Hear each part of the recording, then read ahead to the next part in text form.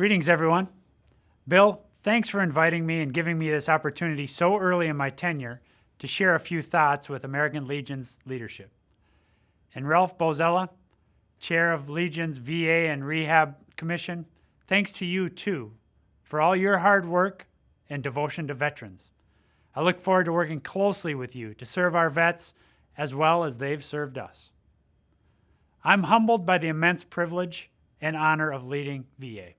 There is no more sacred obligation nor noble undertaking than upholding our promises to our veterans, whether they came home decades ago or just days ago. You all know this is true. You live it in the Legion. For more than 101 years now, the Legion, the oldest veteran service organization in the country, has been one of VA's and veterans' strongest advocates. And we are privileged to have you as a partner. Our partnership matters. It's critical. And that partnership will be especially important in the months ahead as we work together to do what's best for veterans during these challenging times. And I will use every opportunity to build a stronger relationship with you. And that goes for all our veteran service organizations. Over 155 years ago, President Lincoln charged a wounded nation to care for those who shall have borne the battle, and for their families, caregivers, and survivors. Lincoln's vision gave rise to the Department of Veterans Affairs, the largest integrated healthcare system in the United States with over 9 million veterans enrolled. The American Legion continues to support Lincoln's vision by influencing how veterans receive their care through your legislative activity and your advocacy for veterans. In 2017, at the urging of a White House fellow, the Legion created the VA Physician and VA Healthcare Provider of the Year Award to honor individuals whose professional achievements live up to Lincoln's ideal. This award is about two things. First, it's about celebrating some of VA's great public servants.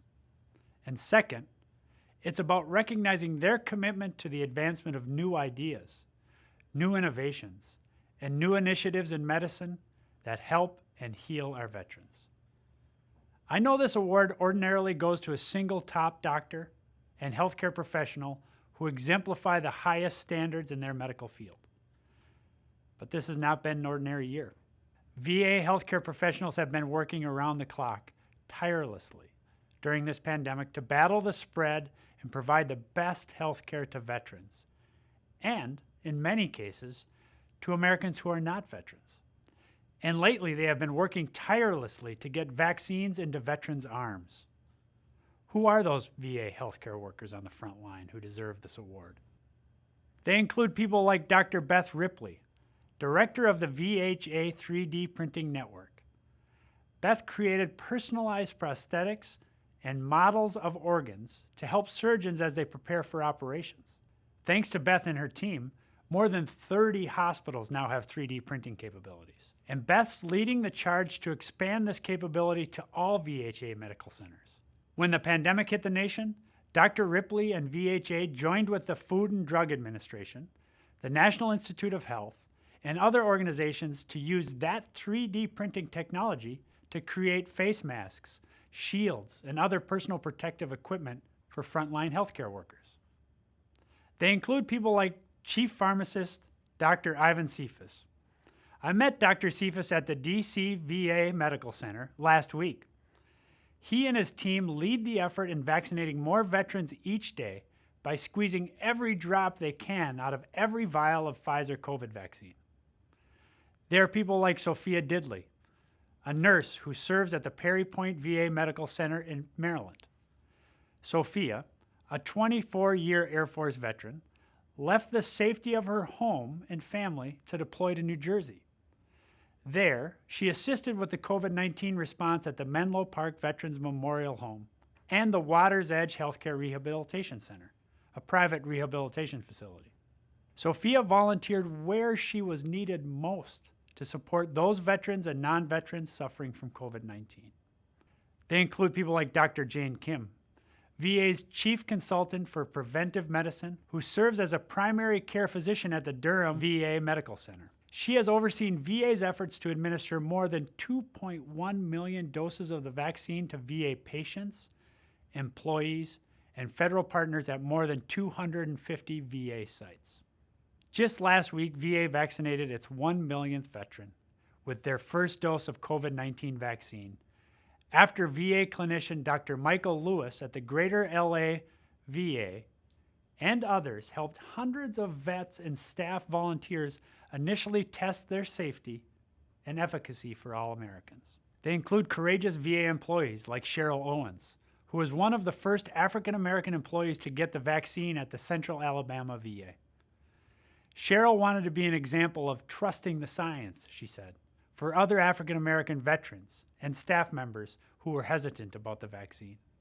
They include doctors like Neil Evans, Kathy Frisbee, and Kevin Galpin, who expanded telehealth efforts to ensure that our veterans continued to receive the best care from the comfort and safety of their own homes. Between March 1st, 2020 and January 30th, 2021, VA increased in-home and off-site telehealth visits by nearly 1,800%, with an average of about 200,000 video visits each week. More than 40,000 VA providers, including primary care and mental health professionals, have offered video telehealth services at least once at more than 1,400 VA facilities. We're extremely proud of these leaders. There are more VA healthcare providers out there on the front lines, and more stories of their service and sacrifices for veterans who have given their all to this great nation. They are part of a long, proud legacy. They stand on the shoulders of so many who have gone before them, building VA's reputation of excellence in medicine over the course of 75 years. For 3/4 of a century, with groundbreaking research and innovations in medicine, VA health professionals have shaped not only VA's delivery of care, but also the kind of care available to all Americans. Remember, it was a VA doctor, Thomas Startzel, who performed the first successful liver transplant. It was VA Dr. William Chardock and engineer Wilson Greatbatch, along with Army Dr. Andrew Gage, who produced the first implantable cardiac pacemaker. It was VA doctors Jed Rose, Murray Jarvik, and Daniel Rose who developed the nicotine patch. And it was a VA study led by Dr. H. Daniel Lewis that proved an aspirin a day reduces risk in heart patients. The very first U.S. VA clinical trials led to life-saving treatments and vaccines for the nation. 3 Nobel Prizes, 7 Lasker Awards, and other distinguished accomplishments too numerous to recite speak to the profound contributions they've made. So, for these healthcare professionals we celebrate today, leading in healthcare, leading in research and development is nothing new. It's what they do. Their heroic work this past year is about writing another fascinating chapter in that remarkable story.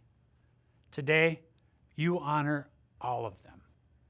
And it is my distinct honor to accept the American Legion's VA Physician and VA Healthcare Provider of the Year Award on behalf of all VHA healthcare professionals. May God bless our troops, our veterans, their families, caregivers, and survivors.